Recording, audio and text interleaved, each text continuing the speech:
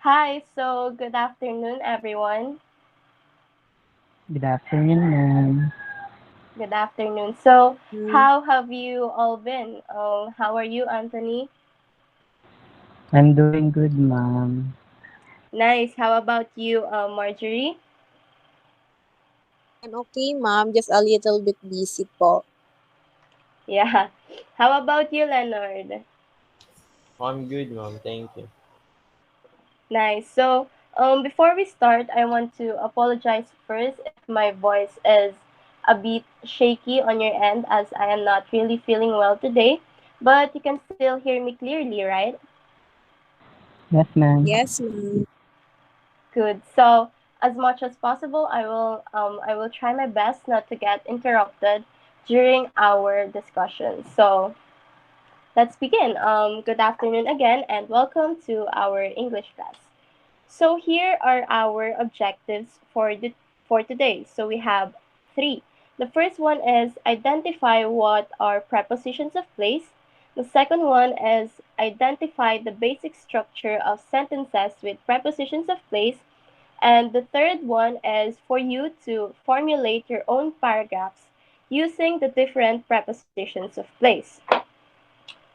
So to start our lesson, I will be presenting here a reading passage. I will first read it, then I want all of you to read with me silently. Then after this, I will give you 2 minutes to read on your own.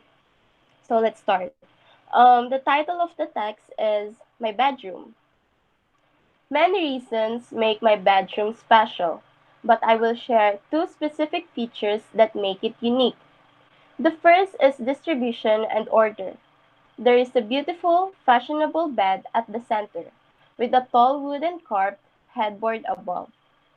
I love this headboard because it's a family heirloom. It is made of a beautiful mahogany wood with its tightly spaced veins and color. Above the bed there is a beautiful lamp lighting the whole room. This lamp is modern and complements the older furniture. Next to the bed, you'll see an antique side table with a small lamp on it. In the side table, I have personal things like magazines, a watch, my glasses, and my cell phone charger. Under the bed, you can find a big box containing old toys. There are three balls, one football, and two tennis, and several pairs of shoes. And there are wheels under the box.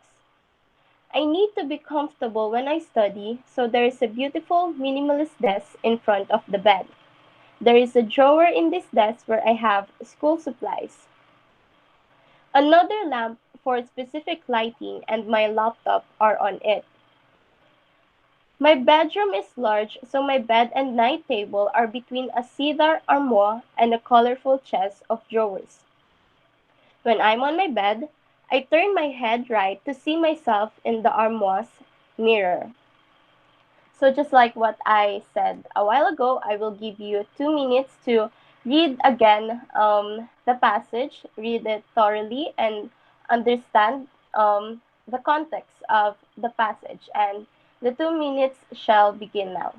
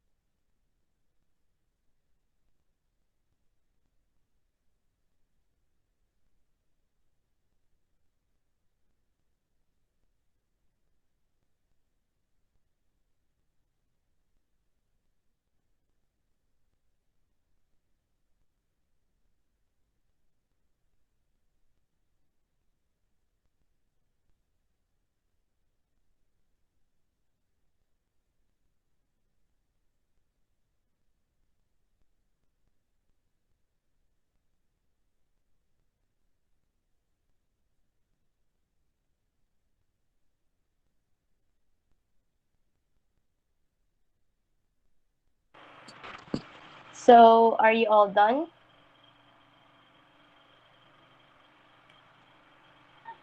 Yes, ma'am. Yes, ma'am. All right, so let's proceed. Mm.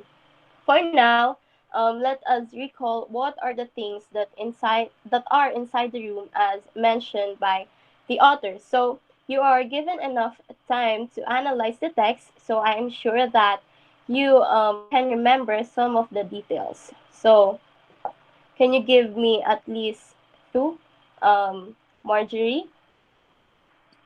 Um, Bed and lamp, ma'am. Nice. How about you, Anthony? I remember the side table, ma'am, that described as antique, and the personal things Yes. po like magazines, watch, glasses, stuff. All right. And how about you, Leonard? Um, I remember mom box with toys and desk, if I'm not mistaken. Right. So, am I missing another, or is that all? Ma'am, I think the night table, ma'am. Yes. So now we will check if the answers that you have given me are correct. So we have here the bed, as mentioned by Marjorie, the lamp, an antique side table, as mentioned by Anthony, um, the personal things, which includes the magazines, watch, and glasses, the box with toys, as mentioned by Leonard, the desk, and a night table, as said by Anthony. Great. Now let us see if, um, rather, after recalling the things that were found inside the room, let us further discuss the text. So I will now ask questions about their location as described by the author. So the first one is, where is the bed? So can anyone answer me? Ma'am, Yes, Anthony. I think the bed is at the center of the room, ma'am. Let's see. Right. So the bed is at the center of the room. Next question. Where is the lamp? Ma'am, Go go ahead, Marjorie. I think the lamp is placed above the bed. Let's see. So the lamp, correct? The lamp is placed above the bed.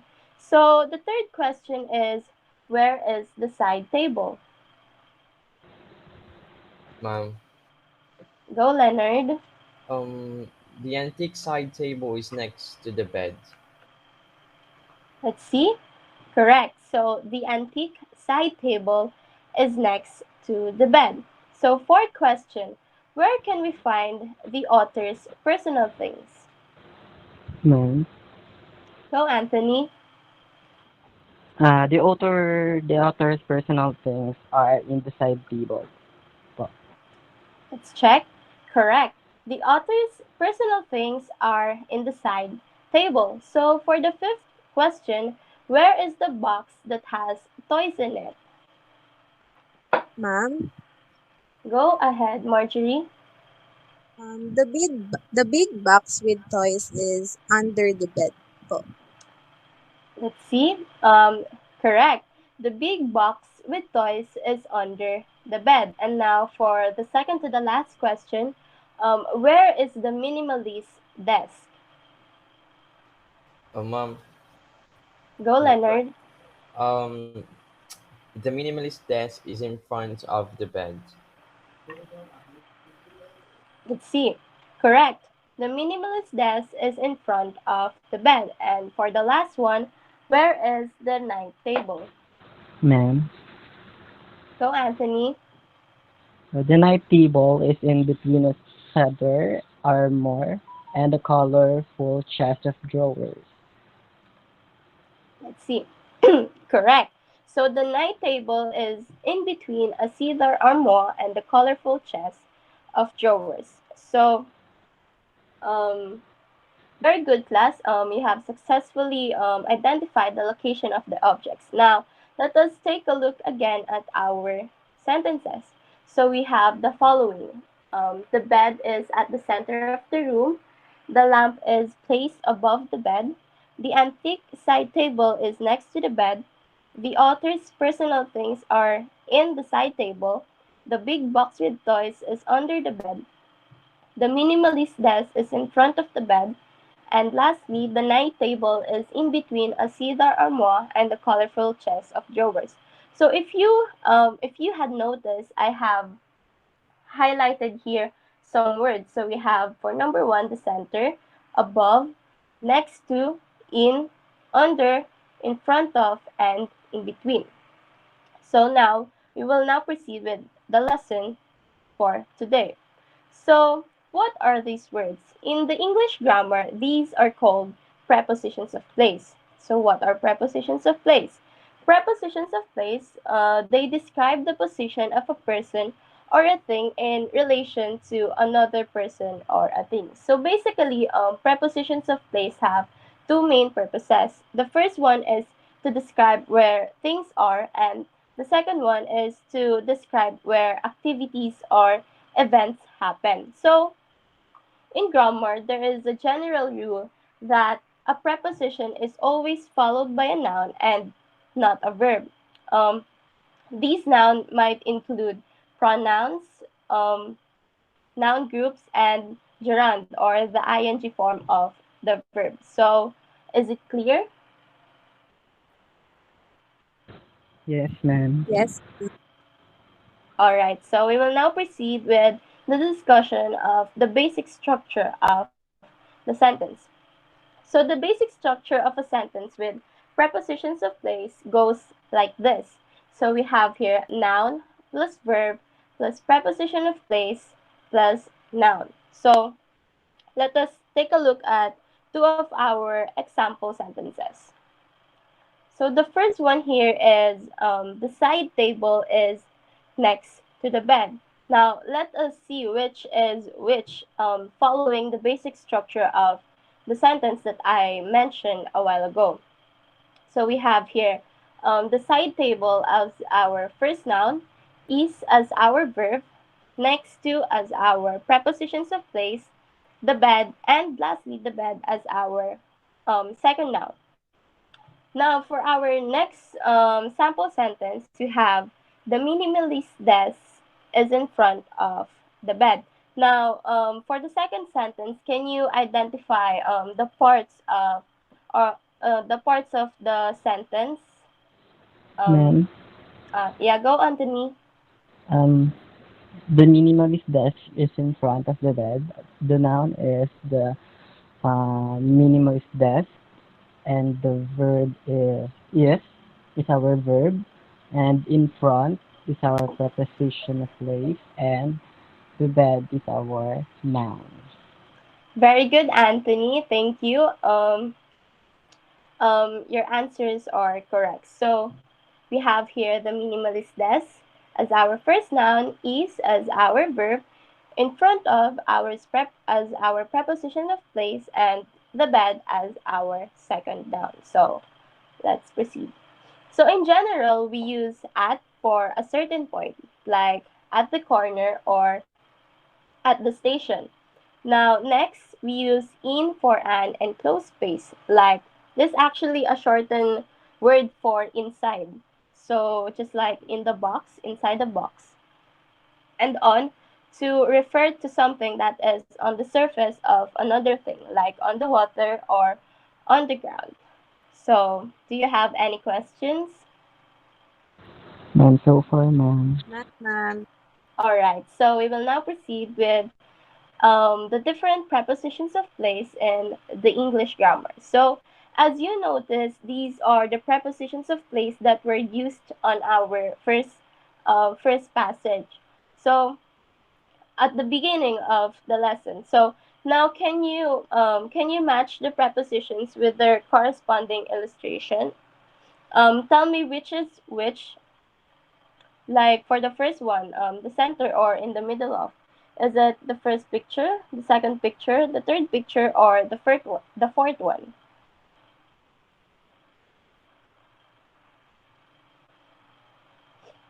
Anyone?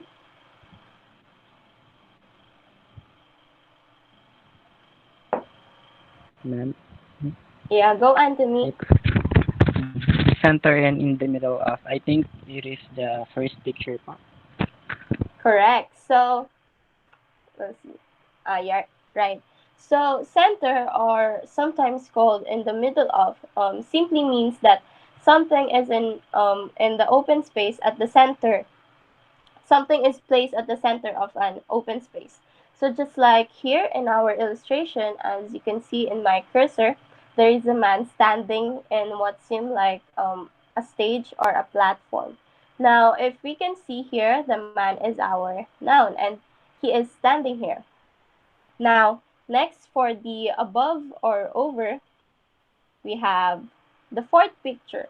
So above, or sometimes called over, simply means that something is above or higher than something else. So as we can see here in our fourth picture, the sun here is shining above the building in our picture. So next is next to or beside. So next to or beside simply means that something is not far away by distance. So just like what you can see in our illustration, there are two buildings here in what seemed like a bird's eye view of a picture. So we can say that this building A is standing next to building B. So the fourth one is in or inside. So it refers to our second illustration, which basically means that something is inside of something else. So as you can see here, we still have the man, and he is standing inside on what seemed like a transparent box. So next, under, can you tell me which in this photo illustrates the prepositions of place under?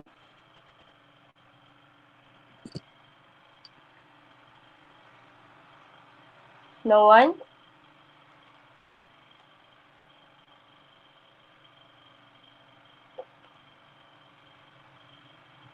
All right, let's just proceed. So under, yeah, under basically means something is lower than or covered by something else. So we have here a box and a ball under it. So our next preposition is in front of. So in front of basically means that something is further forward than someone or something else. So as you can see here in our illustration, there is a man standing outside a building. And if we put it in a sentence, it could be the man is in front of the building A. So our next preposition is in between. So it can be illustrated in our third picture. So as you can see here, we still have the man, and he is standing in the middle of two buildings. So in between, or sometimes simply called between, basically means that in or into the space which separates two places, people, or objects. Now, for the last one on this slide, we have on, as already indicated in our picture. On, as you can see, means something is in position above something else. This is also what I mean a while ago when I talked about the general use of preposition. So on is basically something that is on the surface of another thing, like the man here standing on what seemed like a stair. So next slide, we have behind. So behind basically means that at the back of something else. So just like what we can see in our illustration, the man here is standing behind building A. Now next is opposite. So prepositions of place opposite basically means that something is not in a particular um, something is in a position facing someone or something, but on the other side. So as you can see here, the two buildings, they were standing opposite to each other, the building A and the building B. So our next preposition is beyond. So beyond basically means um, that something is further away in the distance. So as you can see here, we have a man standing beyond a wall at the end of the road, as you can see in our illustration. And for the last preposition of place, we have outside, which basically means that something is not in a particular place, but however near it. So as you can see in our fourth illustration, we still have the man, a building, but the man is standing outside the building. So now that we are done discussing the prepositions of place, do you have any questions or clarifications? None so far, ma'am. None po. None? All right. So let's proceed with our first activity. So the first activity is read and understand the text, then complete the sentences after. So I will first again read the text, and I want all of you to listen carefully. So the text is here. So our town is an old town. There's a square in the town center. It is called Market Square because there's a market there every morning. Once a year, there's a jazz festival in Market Square. Next to the Market Square is a museum. There are old photographs of the town inside of it. They are really interesting. Also, there are some restaurants in the square. Opposite the restaurants, there's a theater, a bookshop, and a pub. The theater is called the Opera House. The bookshop is in between the theater and the museum. The pub is on the corner of the square. There's a car park beside the pub. Opposite the square, there's a big hotel. It is called the Castle Hostel. I worked at the hotel. There's a club in the cellar, and it is called Ringo's. The hotel is located in the Castle Street. It is a pedestrian street with lots of shops like music shops, clothes shop, and the shoe shops. There are three banks too. Beyond the castle street, there's a park. We often go there at the weekend. So, all right, for our activity, here are the sentences. So the first one, the museum is blank the square. So can anyone answer this for me? Ma'am. All right, Leonard, go ahead. The museum is next to the square. All right. We will see later if your answers are all correct. So let us proceed with the number two. Can anyone answer it? Ma'am, Go ahead, Marjorie. ma'am, can I answer? Go The go ahead, theater is Marjorie. blank. The theater is opposite the restaurant. All right, thank you. And for the next question, number three, Mm. go ahead, Anthony. The bookshop is between the theater and museum. All right, thank you. And for the fourth sentence, Ma'am. all right, go ahead. The park is blank the castle street. The park is beyond the castle street. All right, thank you, Leonard. And for the last one, Ma'am, go ahead, Marjorie. there's a car park. There's a car park blank the pub. There's a car park beside the pub, ma'am. All right, thank you. So we will now check if your answers are all correct. So for the first one, we have next to um, Marjorie. I think it was you. Ah, no, it was actually Leonard, if I can remember it right, who answered this. Your answer is correct. Next to number two, opposite. Number three, between. Number four, beyond. Number five, beside. Yeah. So we will now proceed with our activity number two. So here in our activity, the instruction is describe your room in two paragraphs with not less than five sentences each. So make sure to use the various prepositions of place that we had discussed today. However, since this activity requires more time, I will just make it as your assignment. So I will create an announcement on our Google Classroom where you can post your answers. So make sure to check it out after our class today. So understood? Yes, Yes, ma'am. ma'am. Thank you. So do you have any questions? None, ma'am. All right. So for just a short recap, again, prepositions of place are used to describe where things are and where activities or events happen. So the rule in preposition is that it is always followed by a noun and not a verb. However, if we wish to follow it with a verb, we must change the form of the verb into its ing form or the gerund. So if you don't have any more questions, let's call it a day.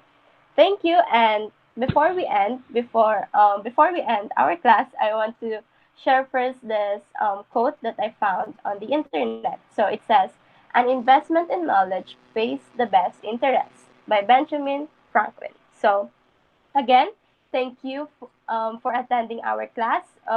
Stay safe and keep healthy, everyone. Thank you, ma'am.